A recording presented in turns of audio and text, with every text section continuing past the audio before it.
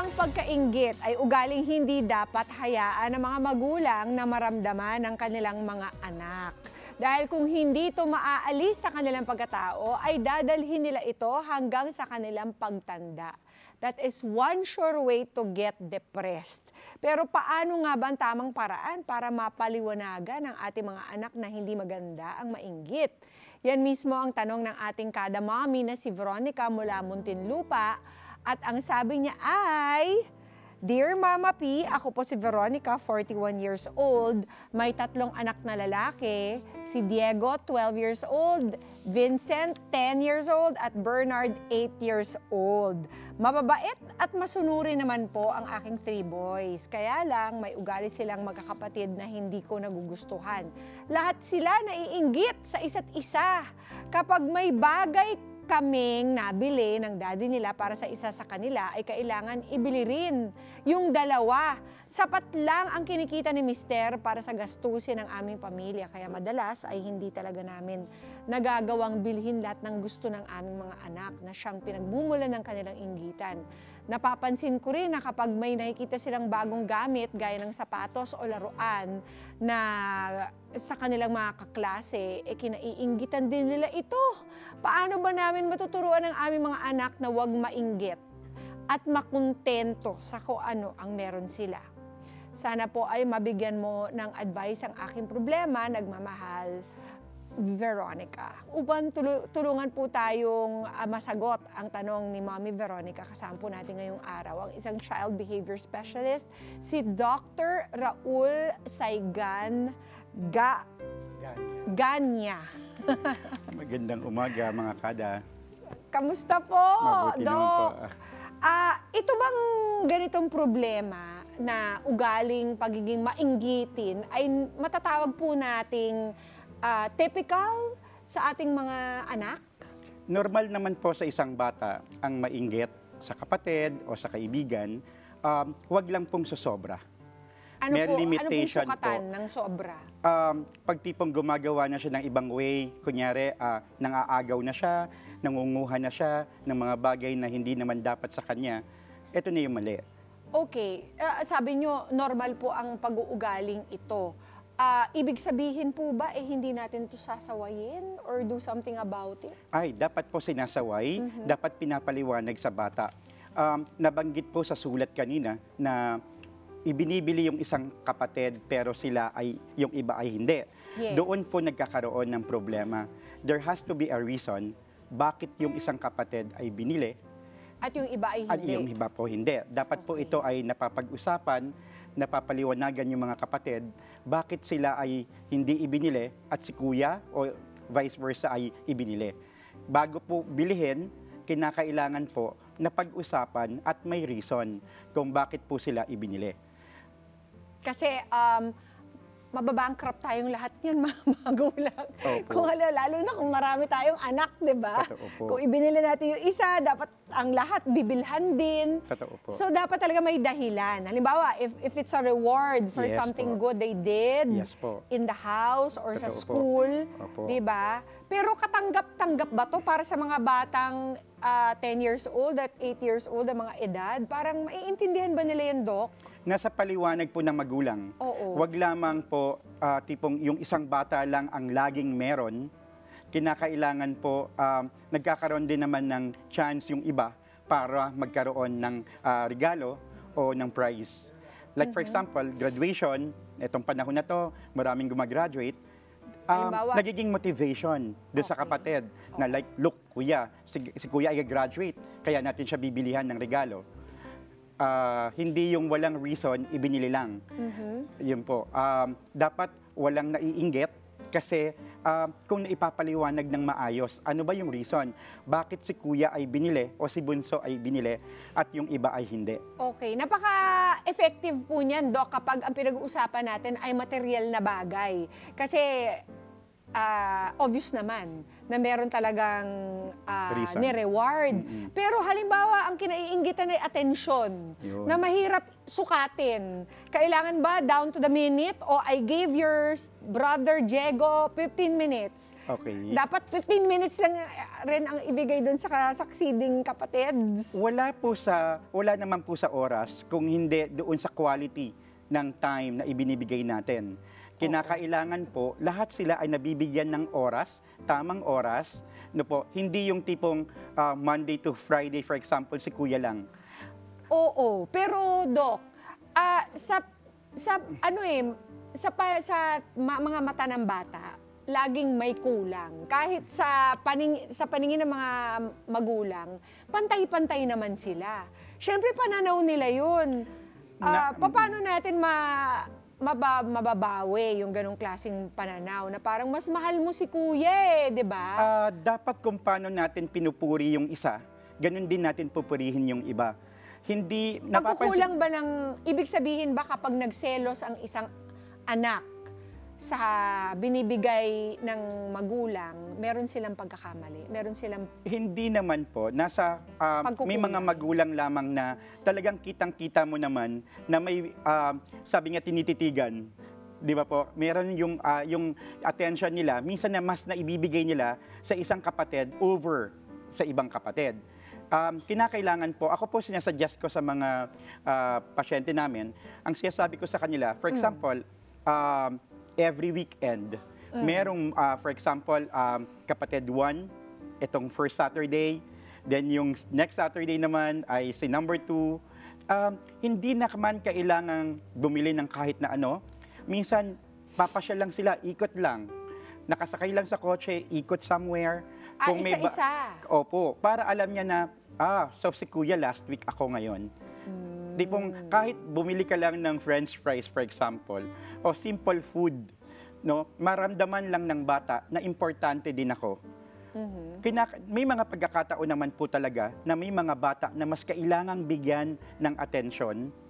Nasa pagpapaliwanag din po yan. Doon sa iba, bakit kailangang bigyan natin ng more attention yung isang kapatid? For example, may special need yung isa. May mga kapatid na naiinggit po sila dahil yung isa, maraming teacher. Teacher niya yung sa uti niya, teacher niya yung sa speech niya. No? Yung iba, naiinggit kasi siya, iisa lang ang teacher niya, yung teacher niya sa school. Anong gagawin natin doon? Pagpapaliwanag po yun. Na si Kuya or yung kapatid... Mas kailangan ni Kuya yan. Mas kailangan ni Kuya ng more attention kasi dapat ikaw din, binibigyan mo ng more attention si Kuya. Okay. Dapat sa atin, hindi naiinggit sa isa't isa kung hindi nagtutulungan tayong lahat. Okay, so kailangan ng paliwanag. Paano naman, Doc, halimbawa kung kinaiinggitan nila ang mga mero ng kanilang mga kaklase or kapitbahay, 'di ba? Sabi nila, keeping up with the Joneses. Kung lagi tayong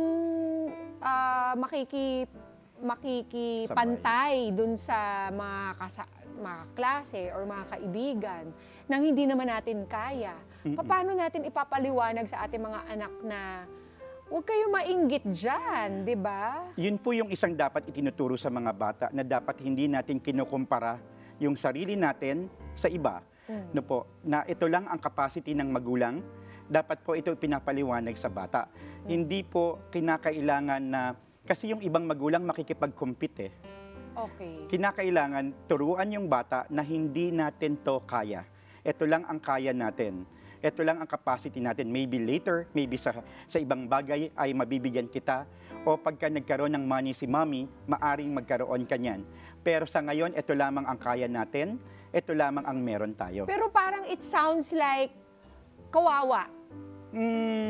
Kawawa yung hindi... walang kapasidad na kayanin yung kung ano yung meron yung iba. Kasi may mga bata na pag nabibigyan ng atensyon ng mga magulang, hindi sila nagmumukhang kawawa. Kapag alam nila na ito lamang, open ang magulang sa kanila, no? Masaya sila, naglalaro sila, no? Merong time si mommy sa kanya, may time si daddy sa kanila, nawawala yung inggit sa kanila. I think also more than telling them na baka balang araw, ma-afford na rin natin yan, they should be taught in the present to be content and to be grateful for what they already have. Kasi baka mamaya, alam mo naman mga bata, di ba, parang they're gonna count on it. Sinabi ni Mami, matutumbasan ko yan balang araw. And I'm going to, itataga ko yan sa bato. I'm going to expect it. I'm going to wait for it to happen. Meanwhile, hello, meron kang refrigerator. Ibig sabihin, you have more food than you need. Meron kang sinusuot na clothing sa iyong likod. Ibig sabihin, you have more than you need. Diba? Meron kang tinitirahan eh. You have shelter. You have a family. You are alive. Diba? Paano ba, anong pinaka-effective way, Doc, para ituro ang gratefulness at contentment? Una, pag close naman talaga ang pamilya, napapag-usapan ko ano yung mga capacity ng magulang. No? May mga experiences ang mga bata na hindi kailangan gumastos ng magulang. For example, going to the park, going somewhere na hindi nila kailangan gumastos. Ito ay natutuwa na yung mga bata. Actually, dapat masabi natin sa mga bata na hindi lahat ay material. Di ba po? Maraming bagay na maaari siyang magkaroon na hindi natin kailangan bilhin. Kailangan na ay may oras sa magulang. Like for example, may time tayong pumunta sa park. Doon magsasaya tayo. At sa ating lahat, mas tumatatak hanggang sa ngayon yung mga experiences natin na kasama natin yung magulang natin na memories. Kaysa yung mga natatanggap nating regalo. Opo. So by doing that, na tara, may time tayo next week, saan nyo gustong pumunta? Hindi kailangan gumastos ng malaki. Pero mamasyal lang tayo, enough na. Sabay-sabay tayong kumain, enough na. Hindi nila kailangan gumastos o bumili ng kung ano man, kung hindi yung experiences na pwedeng maramdaman ng bata along the way. Tama. Kaya, Mami Veronica, sana po ay nakatulong ang aming discussion sa inyong problema kung paano nyo matuturuan ang inyong 3 anak na hindi mainggit sa isa't isa. Kaya, maraming salamat, Doc Raul. Baka po, you wanna remind our kadas kung saan po kayo mahanap for consultation? Ang Child Center po ay located lamang dito sa West Avenue. Kapag po may mga problema naman ang ating mga adolescent, matatagpuan tayo sa Justice Jose Abad Santos General Hospital. At soon po, andito po kami sa Child Psychological Center sa SM North EDSA. Maraming salamat po. Maraming salamat, Doc Raul. At mga kada, tandaan po natin that covetousness or yung pagkainggit natin sa kung ano ang meron ng iba is one surefire way to rob yourselves of joy and happiness. Kailangan po natin talagang kahit bata or matanda, matutong makontento sa kung ano meron tayo and to be grateful for the things that we may be taking for granted dahil araw-araw natin to na-experience. Huwag na po tayo lingon kung saan-saan. Tutukan na lang po natin kung ano yung meron tayo at maging thankful po tayo para dito. At eto pang mga karagdagang piece of advice para naman kay Mommy Veronica. Ang first P, gaya po ng sabi ni Doc Raul, paliwanagan na maigi ang ating mga anak na hindi maganda ang mainggit sa iba. Dapat ay makontento at ipagpasalamat nila kung ano ang naibibigay natin sa kanila.